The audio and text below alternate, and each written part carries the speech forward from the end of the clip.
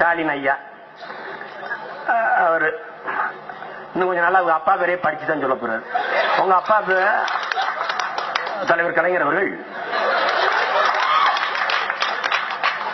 திராவிட முன்னேற்ற கழகத்தின் தலைவர் கலைஞர் அவர்கள் கட்சி பேரே மறந்துடும். அதான் என் தம்பி கார்த்திக் தான் சொல்லுவான், இடும்பையோனம் கார்த்திக். நீங்க லீடர் அல்ல, நியூஸ் ரீடர். நீங்க பார்த்து பார்த்து படிச்சுட்டு இருக்கீங்க.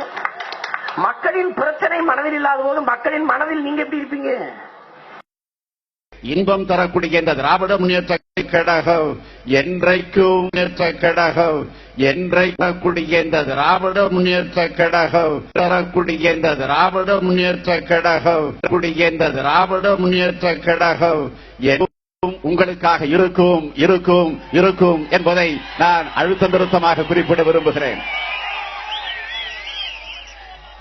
தலைவர் கலைஞரும் இருப்பார்.